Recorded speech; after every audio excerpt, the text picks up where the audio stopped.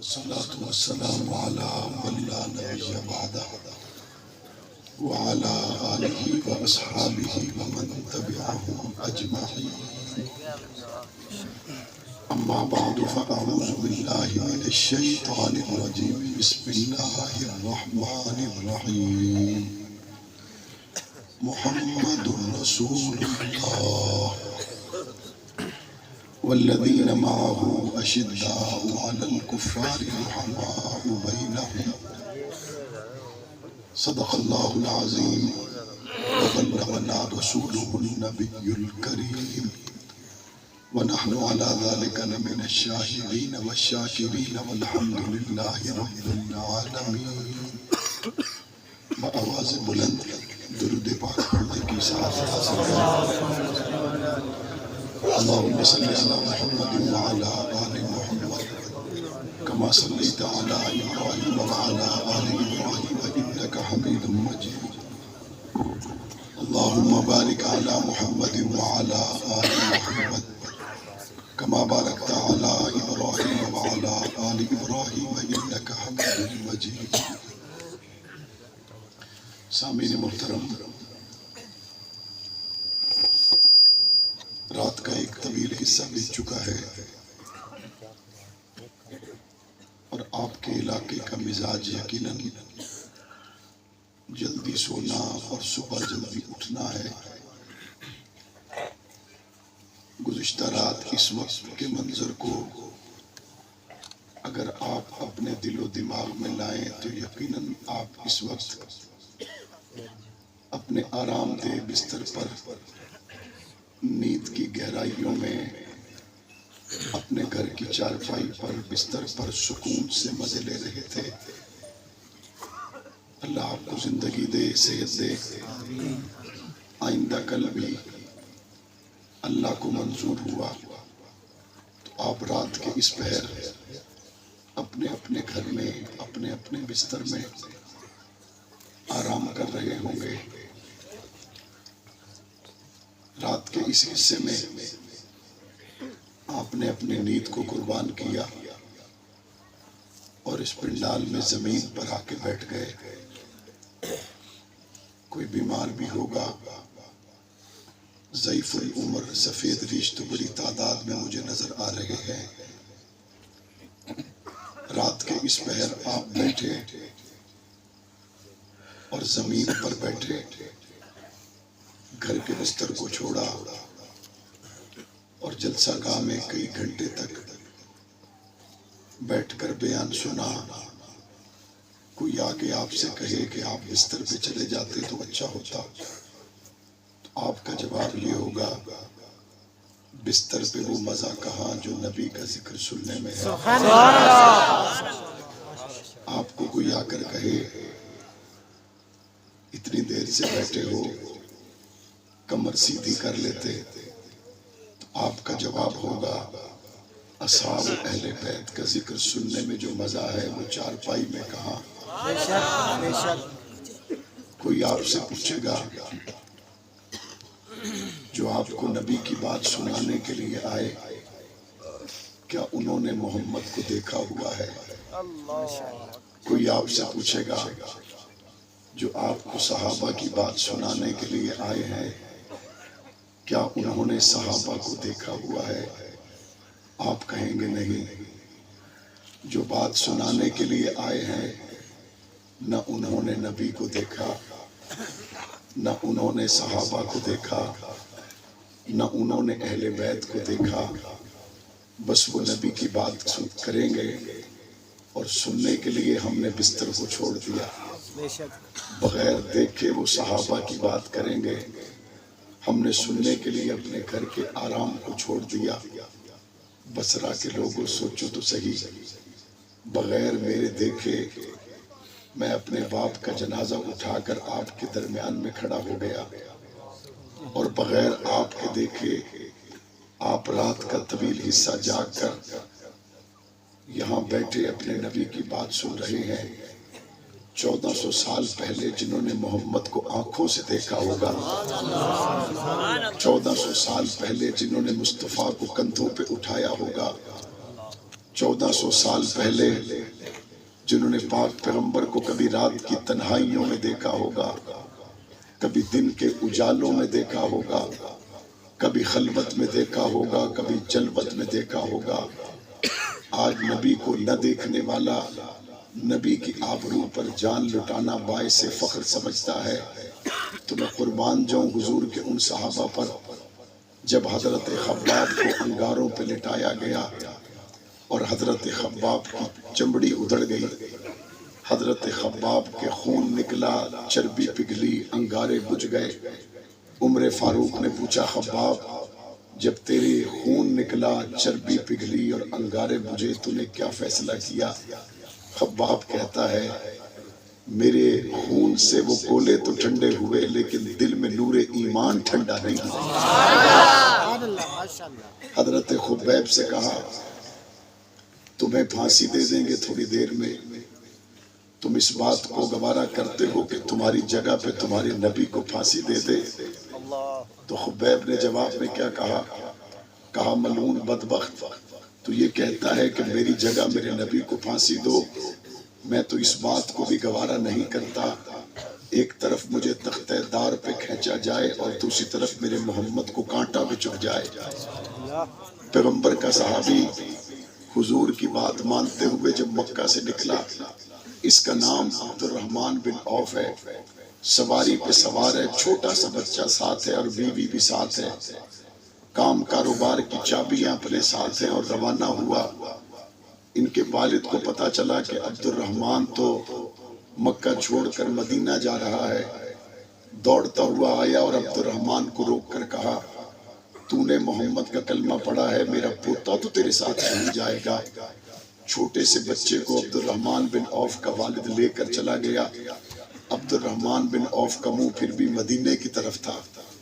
تھوڑی دیر میں سسرال والے آئے، کہنے لگے عبد الرحمن ہجرت تو نے کی ہے، ہماری بیٹی تو تیرے ساتھ نہیں جائے گی۔ وہ اپنی بیٹی کو لے کے چلے گئے، عبد الرحمن کا منہ پھر بھی مدینے کی طرف ہے۔ تھوڑی دیر کے بعد بھائی آئے، انہوں نے کہا تم نے کلمہ پڑھ لیا، مدینے جاؤ، خوشی سے جاؤ، دکانوں پہ قبضہ ہمارا ہوگا، سواری ساتھ نہیں جا سکتی۔ سواری بھی لے گئے، کام کاروبار سے بھی عبد الرحمن بن عوف کو ہاتھ دھونے پڑے، لیکن منہ پھر بھی مدینے کی طرف تھا۔ جب عبد الرحمن بن عوف پاک پیغمبر کے قدموں میں پہنچا تو رسول خدا نے پوچھا عبد الرحمن جب سواری گئی تو نے کیا فیصلہ کیا؟ جب بیوی گئی تو نے کیا فیصلہ کیا؟ جب بچوں کو لے گئے تو نے کیا فیصلہ کیا؟ عبد الرحمن مسکرا کے کہتا ہے یا رسول اللہ آپ مل گئے تو ساری کائنات مل گئی۔ آج 1400 سال کے بعد ہم نے دیکھا کوئی نہیں، اور ہم کیا کہتے ہیں؟ ہتھیلی پہ سر کو لیے پھر رہے ہیں، امانت ہے ان کی وسعت شان دیں گے۔ وہ جنہوں نے آنکھوں سے دیکھا تھا ان کا انداز کیا تھا؟ حضرت حنظلہ پاک پیغمبر کا صحابی ہے، ایک رات کا بیایا ہوا، رات کو سویا، ابھی صبح واجب غسل بھی نہیں کیا کہ گلیوں میں ایک آواز دینے والے نے آواز دی حی علی الجہاد، آ جاؤ جہاد کی طرف۔ حنظلہ اٹھا اور جانے لگا تو بیوی نے دامن پکڑ کر کہا ایک رات کا ساتھ ہے، جہاد میں جا رہے ہو، پتہ نہیں واپس آؤ گے یا نہیں آؤ گے۔ حنظلہ جواب میں کہتا ہے کرماڑیے تینوں پتہ نہیں حضور دا بلاوا آ گیا، میں ہوں روک تو نہیں سکتا، حضور کا بلاوا آ گیا میں ٹھہر تو نہیں سکتا، اب رکنے کا تو سوال ہی پیدا نہیں ہوتا۔ تابع داری کا لیول چیک کرو، غسل کرنے میں تاخیر کو بھی گوارا نہ کیا، تابع داری کا معیار چیک کرو۔ ایک رات کا بیایا ہوا، کچھ دیر بیوی کے پاس ٹھہرنا بھی گوارا نہ کیا۔ حضور کے اس صحابی کے ذریعے کانوں میں آواز پہنچی تو گھر سے نکلا، پاک پیغمبر کے ساتھ غزوے میں اترا اور جام شہادت نوش کر گیا۔ اللہ کے رسول نے جنگ کے بادل چھٹ جانے کے بعد کہا پتہ تو کرو میرا حنظلہ کدھر ہے؟ زخمیوں میں دیکھا تو حنظلہ نہیں ملے، شہیدوں میں دیکھا تو حنظلہ نہیں ملے۔ پاک پیغمبر نے کچھ دیر کے بعد صحابہ کو بلایا تو صحابہ دیکھتے ہیں حنظلہ کے بالوں سے اور چہرے پر تازہ پانی کے قطرے نمایاں ہیں۔ پاک پیغمبر نے فرمایا او میرے صحابہ، یہ اپنے گھر سے نکلا، مجھ محمد کی محبت میں اتنی بھی تاخیر کو گوارا نہ کیا کہ غسل ہی کر لیتا۔ اللہ کو اس کی یہ ادا اتنی پسند آئی اللہ نے زمین پہ نہیں، اللہ نے عرش کے نوریوں سے اس کو غسل دلوا دیا ہے۔ پاک پیغمبر کے یہ صحابہ جنہوں نے آنکھوں سے محمد کا دیدار کیا تھا، ان کا انداز کیا ہے؟ سعد بن ربیع انصار کا سردار حضور علیہ السلام کے ساتھ غزوہ احد میں اترا اور جام شہادت نوش کرنے کے قریب تر ہے۔ پاک پیغمبر نے صحابی کو بھیجا کہ جاؤ جا کے تلاش کرو اور سعد بن ربیع جہاں بھی ملے محمد کا سلام کہنا۔ صحابی تلاش کرتا ہوا پہاڑ کی گھاٹی پہ پہنچا۔ سعد بن ربیع کے جسم پر بڑے ہی زخم تھے، تیر و تلوار کے زخم تھے، پورا بدن خون میں ڈوبا ہوا تھا۔ خاک و خون میں لت پت سعد بن ربیع کی آخری سانسیں چل رہی تھی۔ حضور کا یہ بھیجا ہوا شخص اس کے قریب پہنچا اور کہنے لگا، سعد، اللہ کے رسول نے تجھے سلام بھیجا ہے۔ وہ صحابی کہتا ہے میں نے یہ جب کہا اللہ کے رسول نے تجھے سلام بھیجا ہے، خون میں ڈوبے ہوئے سعد کا چہرہ گلاب کی طرح کھل اٹھا۔ خون میں ڈوبا ہوا سعد مسکرانے لگا۔ میں نے کہا سعد تیری جان نکلنے کے قریب ہے، اس لمحے تیری کوئی تمنا، کوئی آرزو، کوئی وصیت؟ تو سعد بن ربیع نے کیا کہا؟ سعد بن ربیع نے کہا میری قوم کو جا کے کہنا، اے قوم کے لوگوں، تمہارا سردار سعد بن ربیع جب دنیا سے جا رہا تھا تمہارے لیے یہ وصیت کر کے گیا ہے، تمہاری جان جائے تو جائے لیکن آمنہ کے لال پہ کبھی آنچ کو گوارا نہ کرنا۔ سعد بن ربیع تمہارے لیے یہ پیغام دے کے گیا ہے، انصاریوں تمہارا سردار خون میں ڈوب کر یہ کہہ رہا تھا میں دنیا سے جا رہا ہوں، میرے بعد ایک ہی کام کرنا، کنبہ قبیلہ تباہ ہو جائے فکر نہیں، لیکن حضور کی آبرو پر زبر زیر کو گوارا نہ کرنا۔ وقت گزرتا گیا، یہ صحابی گزرا مدینہ کی گلیوں سے، اس نے دیکھا ابو بکر صدیق کی گود میں ایک بچی کھیل رہی ہے اور ابو بکر صدیق اس بچی کو چومتا بھی ہے اور اس کو سینے سے بھی لگاتا ہے، اور اس بچی کو دیکھ کر ابو بکر صدیق روتا بھی ہے۔ اس نے پوچھا ابو بکر صدیق اس بچی میں ایسی خاص بات کون سی ہے، آپ اس کو دیکھ کر روتے ہیں، آپ نے اس کو اپنے سینے پہ بٹھا رکھا ہے، اس میں خاص بات کیا ہے؟ ابو بکر صدیق نے جواب دیا، وہ تجھے پتہ نہیں ہے یہ سعد بن ربیع کی بیٹی ہے، تجھے پتہ نہیں ہے یہ سعد بن ربیع کی بیٹی ہے کہ سعد بن ربیع جب احد کے میدان میں جان دے رہا تھا اس کو کمبلی والے آقا کا خیال تو آیا، اپنے معصوم بچوں کا خیال نہیں آیا۔ یہ پاک پیغمبر کے وہ صحابہ تھے جو ابلتے ہوئے کڑاہوں میں چھلانگ لگا گئے، یہ پاک پیغمبر کے وہ صحابہ تھے جن کو گھر چھوڑنا پڑا تو چھوڑ گئے، یہ پاک پیغمبر کے وہ صحابہ تھے جن کو اپنوں بیگانوں سے تانے سننا پڑا تو سنتے رہے، یہ پاک پیغمبر کے وہ صحابہ تھے مشکلات کے سمندر عبور کر گئے لیکن کبھی بھی کسی کی بات کو خاطر میں نہ لائے، ایک ہی بات سنتے تھے اور وہ مصطفیٰ کی بات تھی، ایک ہی کی بات کو مانتے تھے اور وہ مصطفیٰ کی بات تھی۔ ان کو اللہ نے مصطفیٰ کے لیے چنا، ان کو اللہ نے مصطفیٰ کے لیے خاص کیا۔ پاک پیغمبر نے پھر ان کی تربیت فرمائی اور ایسی تربیت کی، گزرتے حضور علیہ السلام کی حیات طیبہ سے، حضور علیہ السلام کی وفات کے چند مہینے پہلے پاک پیغمبر نے ان صحابہ کو پکارا اور پکار کر کیا فرمایا ہاں بھئی تیار ہو جاؤ، تم سب کو دنیا کی سپر طاقت روم سے لڑنے کے لیے جانا ہے، تیار ہو جاؤ، دنیا کی سپر طاقت کے مقابل تم نے روانہ ہونا ہے۔ اور یہ موسم کون سا تھا؟ بصرہ کے لوگوں یہ موسم، کھجوریں تیار ہیں، باغات تیار ہیں، آپ تو اس بات کو جانتے ہیں، دیہاتی علاقوں سے تعلق رکھنے والے ہیں، فصل کو ہاتھ لگنے والا ہو، گندم بالکل تیار ہو، اس وقت کو شادی پہ بلائے، بیاہ پہ بلائے، غمی ہو جائے، خوشی ہو جائے، اپنی تیار فصل کو چھوڑ کر جاتا کوئی نہیں۔ سیزن دکان کا ہو، چاند رات کو دکان پہ رش ہو، اس وقت کوئی دوست بلائے، یار بلائے، پیر بلائے، استاد بلائے، اس وقت دکان کو چھوڑ کر جاتا کوئی نہیں۔ اور جب سیزن کا دن ہو، فصل تیار ہو، پچھلی فصل تو ختم ہو چکی ہوتی ہے، نوی فصل نو ہاتھ لگنا نہ ہوئے تے پچھلے بھڑولے تویلے پہ ہوندے، نوی فصل تیار ہوئے تے پچھو تا بندہ کرزئی ہویا پہ ہوندہ ہے، نوی فصل تیار ہوئے تے پچھا تا بندے نو دیمڑ جو کی شاید وہ جدے وچ ہوندی کوئی نہیں، اور اس کا سارا انحصار اگلی فصل پر ہوتا ہے، سارا اگلے سال کا گزر بسر اگلی فصل پر ہوتا ہے۔ فصل بالکل تیار ہے اور پاک پیغمبر نے صحابہ کو پکارا اور کیا فرمایا او محمد کے غلاموں، چلو دنیا کی سپر طاقت روم سے لڑنے کے لیے جانا ہے. محمد کے صحابہ وہ تھے پلٹ کر کسی نے کھجوروں کے باغ کو دیکھا ہی کوئی, پلٹ کر کسی نے کھجوروں کو دیکھا ہی کوئی نہیں. انہیں کہا یا رسول اللہ حاضر ہے, اور ایسے حاضر ہوئے. دنیا کی سپر طاقت کے مقابل لڑنے کے لیے جانے والے, کسی کے پاؤں میں جوتا کوئی نہیں, کسی کے پاس سواری کوئی نہیں, کسی کے پاس تیر کوئی نہیں, کسی کے پاس کمان کوئی نہیں, کسی کے پاس اسلحہ کوئی نہیں, کسی کے پاس سامان کوئی نہیں, اور یہ مسکراتے ہوئے جا رہے ہیں. دنیا نے کہا اور تمہارے چہروں پہ مسکراہٹ کس لیے؟ تیر و تلوار کوئی نہیں, پاؤں میں جوتا کوئی نہیں, سوار ہونے کے لیے سواریاں کوئی نہیں. انہوں نے جواب دیا یہ نہ دیکھو ہمارے پاس سواری نہیں ہے, یہ نہ دیکھو ہمارے پاس تلوار نہیں ہے, دیکھنا ہے تو یہ دیکھو ہمارا سالار کون ہے, ہمارے سالار کو دیکھو.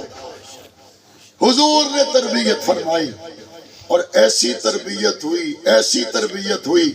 حضور دنیا سے چلے گئے, لاکھوں کا لشکر مقابلے میں آیا تو خالد بن ولید نے کہا اکیلا کافی. پاکستان کے حکمرانوں, مصر کے حکمرانوں, ترکی اور ملیشیا کے حکمرانوں, تم اس خالد بن ولید کے ماننے والے ہو جو ہزاروں کے مقابل کہتا تھا میں محمد کا غلام اکیلا کافی ہوں. دنیا کے مسلمان حکمرانوں, تم ان صحابہ کے ماننے والے ہو جو پاک پیغمبر کے ساتھ بدر میں اترے تو 7 تلواروں کے ساتھ اترے. تم ان صحابہ کے ماننے والے ہو جنہوں نے دنیا کی کفریہ طاقتوں کو ناکو چنے چبا دیے تھے. تم ان صحابہ کا نام لینے والے اور اس قرآن مجید کو پڑھنے والے ہو جو دنیا میں سر اٹھا کے جینے کا درس دیتا ہے. سر اٹھاؤ, مسجد اقصی تمہیں دیکھ رہی ہے. جس لئے سمدے ہو سنانا سر تلے کیوں رکھ دے ہو؟ دسو نا نا, سمدے ہو تو سنانا سر ہیٹ کیوں رکھ دے ہو بھائی؟ تاکہ سر اچھا رہے, سر اچھا رہے. ایک رات سر اچھا نہ رہے تے ترائے دیں موڑے سدھے کوئی نہیں ہوندے. ایک رات سر اچھا نہ رہے, اگلے ترائے دیں بندہ ٹرن جوگا نہیں رہندا. جے ستیاں سر نہیں نیوان ہوندا تے جاگ دیاں نیوان کیوں کر دے ہو؟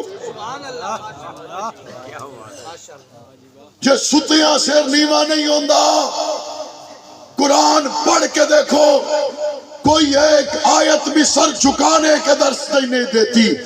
محمد کا فرمان پڑھ کے دیکھو کوئی ایک حضور کا فرمان بھی سر جھکانے کا درس نہیں دیتا.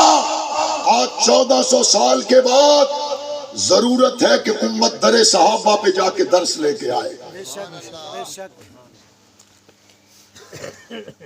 میرے نبی کے صحابی کہتے ہم جب بدر میں بے سر و سامانی کے عالم میں اترے, کہتے تلوار ابھی دور ہوتی تھی, کافر کی گردن کٹ کے زمین پہ گر جاتی تھی. موسیٰ پیغمبر نے اپنی قوم سے کیا کہا؟ کہا قوم کے لوگوں اٹھو, اللہ نے تمہارے اوپر بیت المقدس کے شہر کو حلال کر دیا. قوم نے ابو کیا کیا؟ قوم کہتی ہے موسیٰ فَاذْهَبْ أَنْتَ وَرَبُّكَ فَقَاتِلَا اِنَّا هَاهُنَا قَائِدُونَ. موسیٰ تو تے تیرا رب جاتے لڑو, اساں تے تیرے نال جامنا. موسیٰ پیغمبر نے کیا فرمایا؟ فرمایا اس شہر کے دروازوں تک چلے جاؤ, صرف شہر کے دروازوں تک چلے جاؤ, اللہ وہ شہر تمہارے لیے حلال کر دے گا.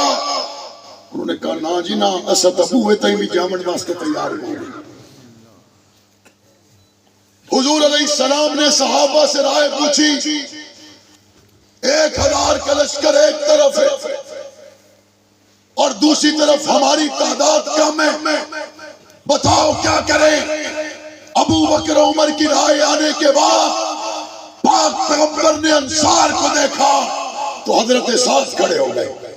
انہوں نے کہا یا رسول اللہ ہم موسیٰ کی قوم تو نہیں ہیں, ہم موسیٰ کی قوم تو نہیں ہیں جو کہیں گے آپ اور آپ کا رب جا کے لڑو. یا رسول اللہ آپ کے آگے بھی لڑیں گے, آپ کے پیچھے بھی لڑیں گے, آپ کے دائیں بھی لڑیں گے, آپ کے بائیں بھی لڑیں گے. جب محمد کے قریب کے صحابہ جب بدر تک پہنچے اللہ نے فرشتوں کو نصرت کے لیے اتارا. اتارا یا نہیں اتارا؟ اچھا چلو صحابہ تو ہو گئے فوت, جیڑے فرشتے صحابہ دی مدد لائے آئے آن وہ آج بھی ہیں یا وہ بھی فوت ہو گئے؟ بولو بولو. بندے آدھر جی عمل جو کمزور ہیں تے موڑ ساڑھی مدد کیتے انہیں کی آمنا. بالکل گال ٹھیک ہے, عمل 1000 مرتبہ کمزور ہوگا لیکن غلام تو محمد کے ہیں. بے شک. ہم نے کب کہا ہمیں اعمال پر بھروسہ ہے؟ ہم نے تو یہی کہا ہمارے پاس کچھ نہیں ہے لیکن رب کی رحمت پر اور حضور کی غلامی پر بھروسہ ہے, اور اس پر بھروسہ کر کے تواڈے گواڈی پٹھان جتے نہیں. دسو بھائی جتے نہیں ہے کوئی نہ, انہاں امریکہ دے جہادہ نال پینگا پائیاں نہیں کوئی نہیں پائی. کدے گئیاں تواڈیاں ٹیکنالوجیاں؟ آج حماس کے نہتے مجاہدین 7 اکتوبر کو جب اسرائیل کی سرزمین پر پاؤں رکھا, خدا کی قسم ایسا لگ رہا تھا جس طرح ابرہا کے لشکر کو تباہ کرنے کے لیے اللہ نے کعبے میں ابابیل بھیجے تھے. 7 اکتوبر کو یہ حماس کے ابابیل بھی رہے. 7 اکتوبر کو اپنے آپ کو ناقابل تسخیر سمجھنے والے اسرائیل کی ناک کو توڑا یا نہیں توڑا؟ بولو. جڑے جاگ دے پہن کو بولو, جڑے بکلا مارے ہوئے نا جنہ بندے, اے بکلا والے بندے فوری ایک کام کرنا چاہیے, اور وہ کام کی کرنا چاہیے تو ہم سمجھ آ گئے. کرنا تو نہ لو. بسم اللہ, تاکہ میری گال تھوڑے تے پہنچے. بزرگاں تو سوا جڑے جوان ہیں تھوڑی جی ہمت کرو تاکہ تھوڑی بہت جتنی گفتگو ہے اس میں آپ میرے ساتھ شامل رہے. عرض یہ کر رہا ہوں 7 اکتوبر کو اپنے آپ کو ناقابل تسخیر سمجھنے والے اسرائیل کو دن دہاڑے حضور کے غلاموں نے تارے دکھائے یا نہیں دکھائے؟ دکھائے یا نہیں دکھائے؟ یہاں بیٹھ کر دانشور کہتے ہیں مجھے طاقت کمزور تھی تو اسرائیل سے لڑنے کی کیا ضرورت تھی, اتنے اپنے بچے مروا لیے, اتنے اپنے جوان مروا لیے. غلام قومیں ایسی باتیں ہی کیا کرتی ہیں جو بات تم نے کی ہے کسی زخمی فلسطینی بچے نے بھی کی ہے. توڑے نالو تا انہاں دے 7 سال دے بال ترکڑے. جب ایک بچے کو اس کی زخمی ماں نے کہا بیٹا بتاؤ ہماری مدد کے لیے کوئی مسلمان ملک آیا یا نہیں آیا, اس بچے نے اپنی والدہ سے کہا اماں آج اگر جبرائیل بھی آ کر کہے گا میں تمہاری مدد کروں تو میں اس کو وہ جواب دوں گا جو جبرائیل کو ابراہیم پیغمبر نے دیا تھا, اور وہ جواب یہ ہوگا جبرائیل ہمیں تیری نہیں رب کی مدد کی ضرورت ہے. اللہ پہ بھروسہ کرنے والا بھی کبھی ناکام ہوتا ہے, اللہ پہ بھروسہ کرنے والا کبھی ناکام نہیں ہوتا, کبھی نامراد نہیں ہوتا. حماس کے ان مجاہدوں نے 40 دن کا عرصہ گزرا ان ناقابل تسخیر سمجھنے والوں کو دن میں تارے دکھائے. کوئی شک نہیں بچے شہید ہوئے, خواتین شہید ہوئی. آج مسجد اقصی لہو لہو ہے, آج وہاں پر بچے شہید ہو گئے اور وہ تو کامیاب ہو گئے. مسلمانوں تمہارے پاس قیامت میں دینے کے لیے کیا جواب ہے؟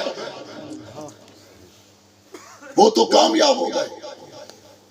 میں نے پچھلے ہفتے میں ایک ویڈیو دیکھی, ایک بوڑھا شخص جس کے سامنے اس کے نواسے شہید ہوئے پڑے تھے, چھوٹے چھوٹے اس کے پوتے اور نواسے سامنے شہید ہوئے تھے. وہ بوڑھا شخص اپنے نواسوں کے جنازے پر بیٹھ کر ان کے کان میں کہتا ہے جا کے رسول اللہ کو بتا دینا آپ کی امت نے ہمارا ساتھ نہیں دیا.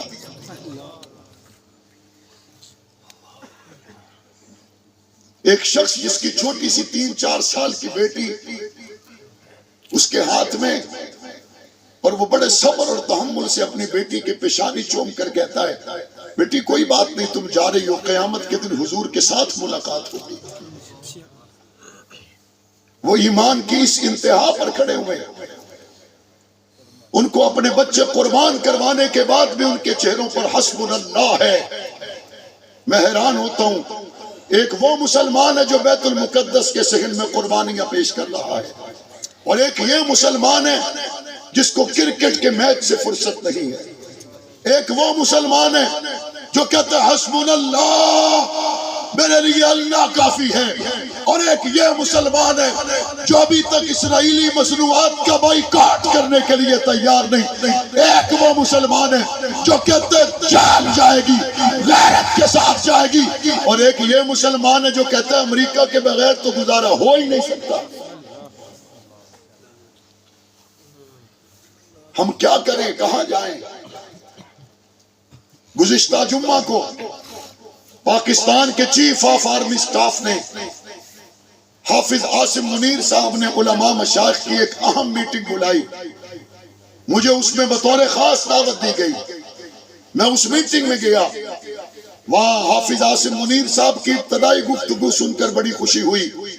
وہ واقعی قرآن مجید کے حافظ بھی ہیں، اور قرآنی آیات کو جس طرح سے انہوں نے موجودہ حالات پر منطبق کیا، اور جس طرح سے فی البدیہہ قرآنی آیات کا وہ ترجمہ اور تفسیر کرتے چلے گئے، وہاں علماء مشائخ کی کانفرنس میں ہمیں اطمینان ہوا کہ الحمدللہ وہ ایک صحیح حافظ قرآن اور قرآن کا علم رکھنے والے ہیں۔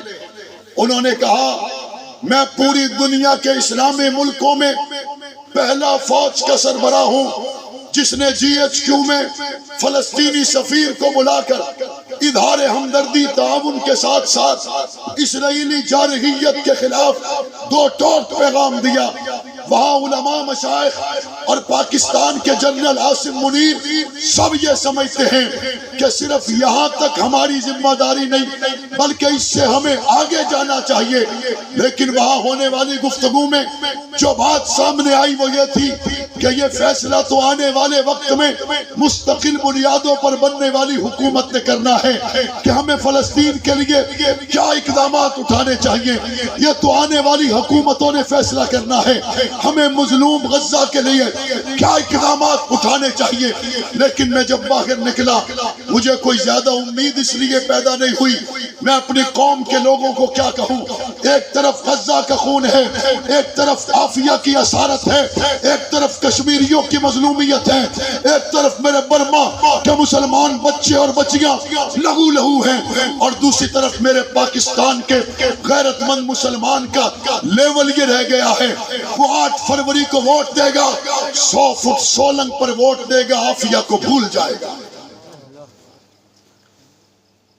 میں اپنے پاکستان کے لوگوں کی سوچ پر مایوس ہوں۔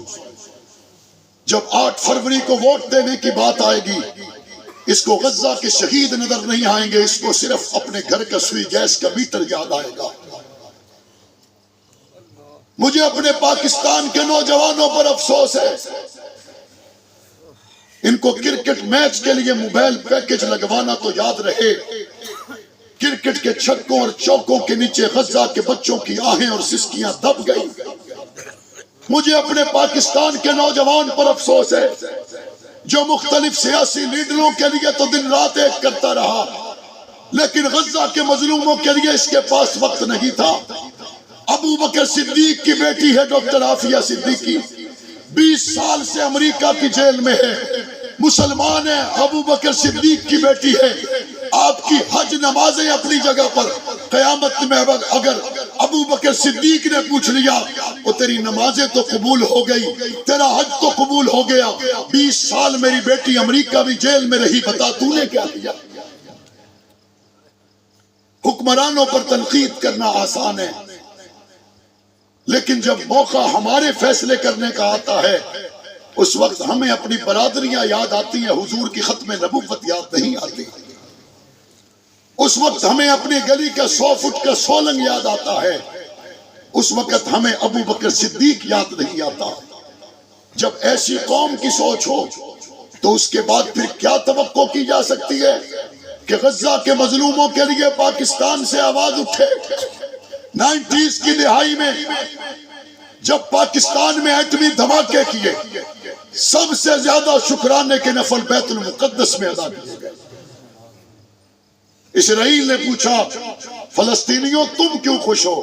انہوں نے کہا پہلے طاقت تمہارے پاس تھی، اب طاقت کلمے کے نام پر بننے والے ملک پاکستان کے پاس ہے۔ حضور کی آمد سے پہلے اللہ کا دستور یہ تھا کہ اللہ نے کعبے کی حفاظت کے لیے ابابیل بھیجے، لیکن حضور کی آمد کے بعد اللہ کا اصول اور ہے، اور وہ اصول یہ ہے یعذبہم اللہ بأیدیہم، اللہ ان کو عذاب دے گا لیکن تمہارے ہاتھوں سے دے گا۔ 2 ہفتے پہلے پاکستان نے ایک میزائل کا کامیاب تجربہ کیا، اور اس میزائل کا نام ہے ابابیل۔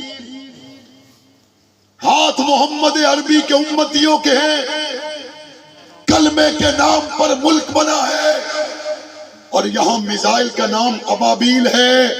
کیا اس ابابیل کو بیت المقدس کی حفاظت کے لیے جانا چاہیے نہیں جانا چاہیے؟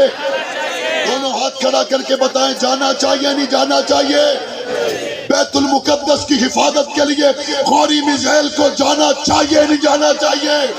بیت المقدس کی حفاظت کے لیے عالم اسلام کی مشترکہ افواج کو جانا چاہیے نہیں جانا چاہیے؟ اگر آپ سمجھتے ہیں جانا چاہیے تو پھر بیت المقدس کے مسئلوں کو حل کرنے کے لیے جو آواز اسمبلی میں اٹھ سکتی ہو اس کو بھیجو گے؟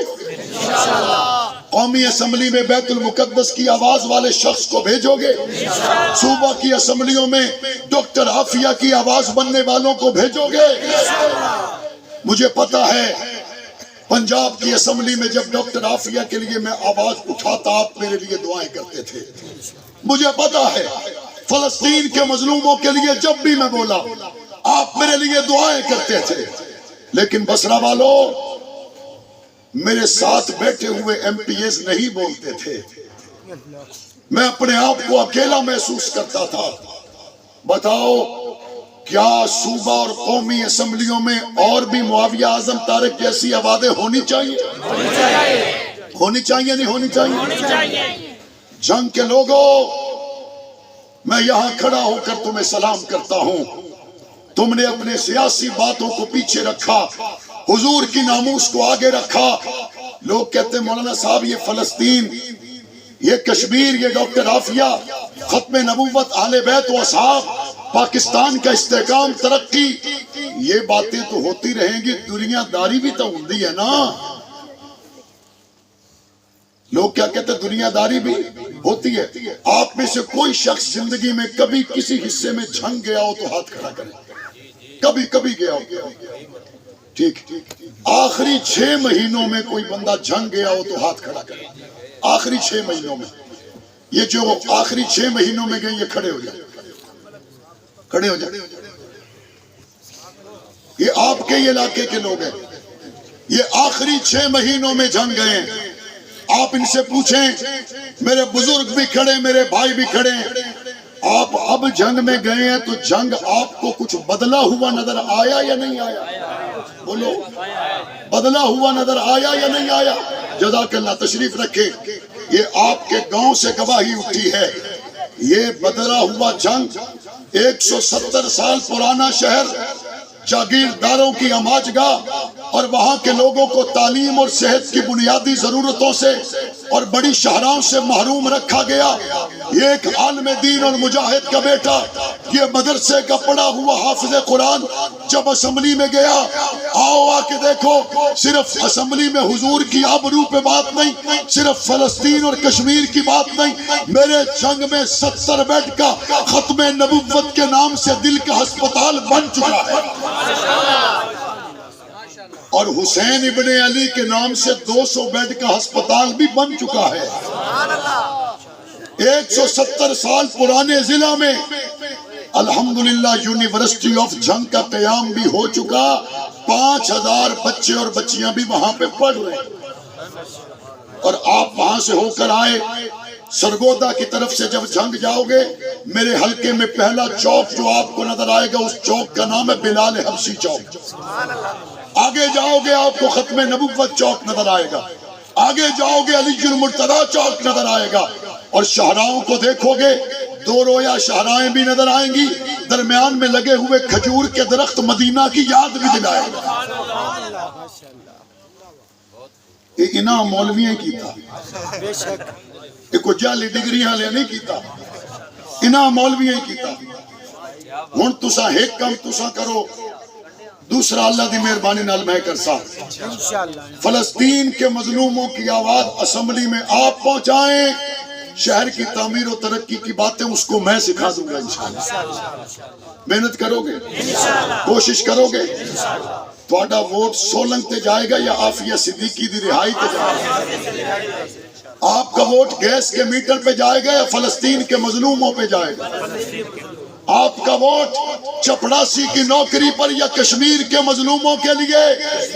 اگر آپ کا یہی جذبہ ہے تو پھر آج کے جوان سے کہنا چاہتا ہوں، اٹھ شیر مجاہد ہوش میں آ، تعمیر خلافت پیدا کر، کیوں فرقے فرقے ہوتا ہے، اب ایک جماعت کو پیدا کر تو بھی ترقی دنیا میں، اسباب تجارت پیدا کر، قارون کی دولت ٹھکرا دے، عثمان کی دولت پیدا کر، اسلام کا نام بھرتا ہے، کفار سے پھر کیوں ڈرتا ہے، یا تو اسلام کا نام نہ لے یا شوق شہادت پیدا کر، اور دل سے یہ کہہ کر آ، گھبرائے نہ، حالات بدلنے والے ہیں، جو کانٹے بن کر آئے تھے وہ لمحے ٹلنے والے ہیں، مظلوموں کی آہوں نے شعلوں کی ردائیں پہنی ہیں، یہ جان کے بس سیادوں کے اب سرنے گلنے والے ہیں، ہمت تگی طوفانوں میں جذبوں کو ہمارے چھین سکے، جتنا ہم سے الجھو گے ہم اور مچلنے والے ہیں۔